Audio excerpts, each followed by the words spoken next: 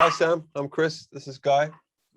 Hi, How you Chris and doing? Guy. I'm Sam from Mixed Philippines. It's nice to meet you guys. Thank you for Nice joining to meet us you on too. Exclusive Thank you for today. speaking to us. Of course, we're so excited to have you here on Exclusive. How have you guys been?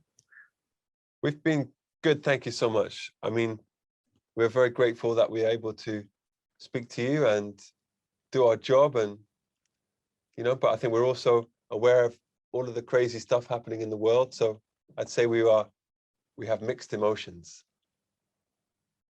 Definitely. I feel like that's all of us throughout everything that's been going on in the past year, especially. So how has that been for you guys, kind of like navigating through everything that's happened in the last year and a half all around the world? Well, I think we've had to adapt like everyone else and try to just figure out a way of moving forwards and being creative and making progress with all of our plans in whichever, way possible. But I think, it's been a very unusual time for, the whole world. And I think what we've had, the challenges we've been faced with are, probably insignificant compared to a lot of people. Definitely. And I feel like, we all kind of had to find ways to adapt with everything going on. But it's nice to see, like, slowly but surely the world has really been moving forward. Like, I saw you guys played a show in New York. I had a friend who was there and like posted about it. So how was that kind of like playing in front of everyone after, God knows how long since the last time you guys like had a concert in front of like such a huge crowd? Well, yeah, Sam, it was an unexpected Christmas. That's what it felt like. It felt like someone came up to you in April and said, "Oh, it's Christmas today. Here are loads of presents and you can have a day off."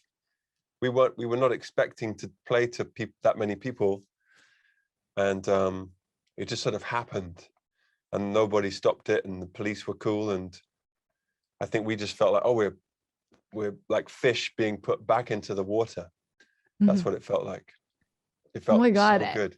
Yeah. Yeah, and so unexpected. So I feel like that's one of the best things ever. Like you really weren't expecting it, but it happened anyway. So that's so amazing. Yeah, exactly. Yeah, for It sure. was like a And surprise birthday party. yeah, oh my God, we can't wait until you kind of have like a surprise birthday party here. But obviously everyone would show up in the Philippines. So like I hope we so. would definitely, We had a great time last time. Yeah. So Yeah. what do you remember most about the last concert that you guys had here? That was like 2017. So kind of long ago. Well, yes. Well, we're quite old, so that doesn't seem very long ago to us. You're younger, so it was just wonderful, And I think it's one of those places. Well, we only played in Manila, but it's just one of those places where you feel like, oh, I'm so excited to go again, because it was so brief, but it felt like such a warm welcome, and we just had an amazing experience. So we'll come whenever we're allowed to. Definitely. And we would love to have you over. We promise that the next time you come, we will sing 100 times louder than last time. Wow, and it's going to be that was pretty good last amazing. time, Sam.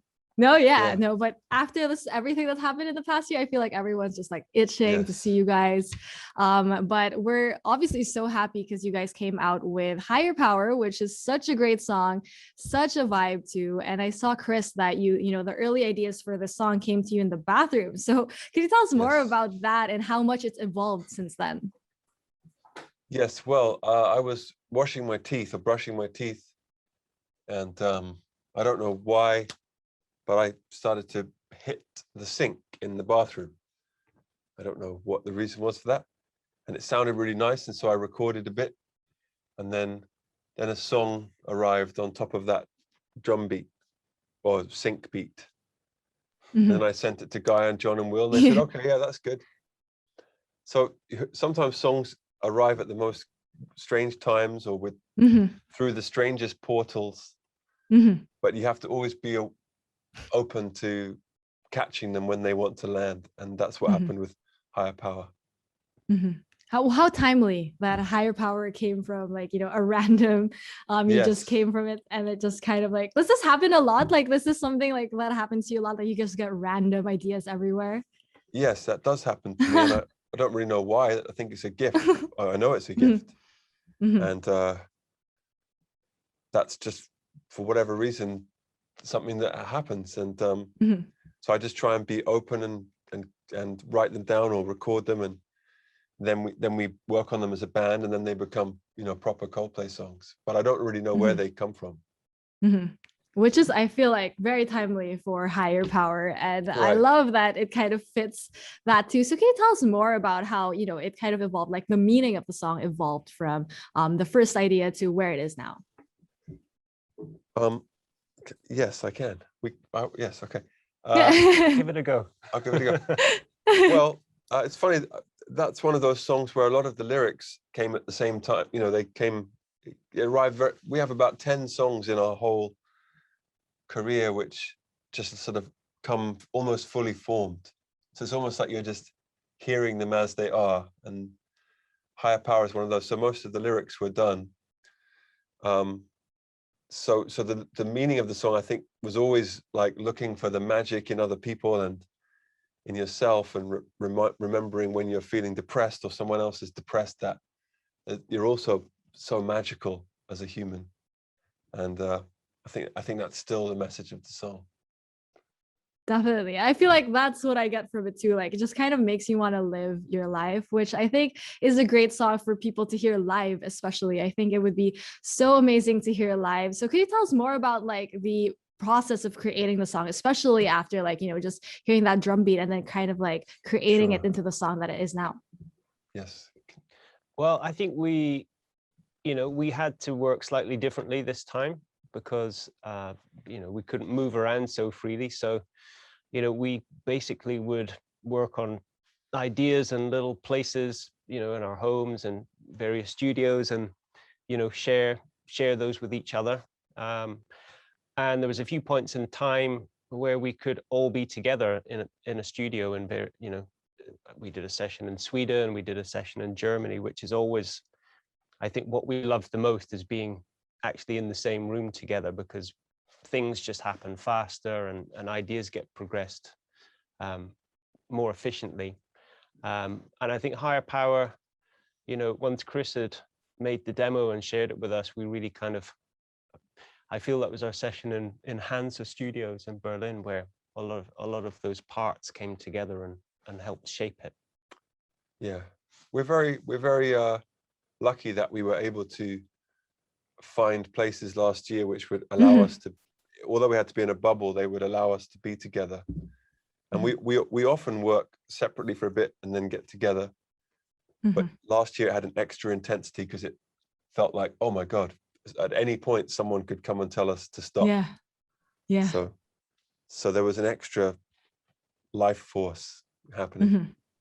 Yeah, and I can imagine, like, it's a logistical nightmare nowadays to kind of like get everyone in the same place at the same time. But it's so cool that you guys were still able to create Higher Power, which we can all enjoy now. But I do want to talk about the promotions that you guys did for Higher Power, because you premiered the video on the International Space Station. So how crazy is that your music has literally reached space? And like, where did this idea come from?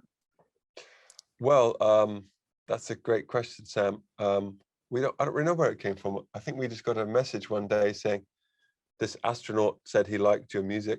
Do you want to do something? So we said, well, maybe he could play our song for the first time. And we loved that idea because where he is in the International Space Station, there's no borders, there's no separation between races or nationalities or languages.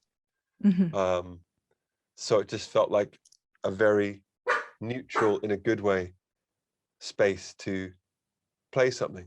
So we don't have to worry about, favoritism or anything like that. It just felt like we just premiere this for anybody on Earth that is interested.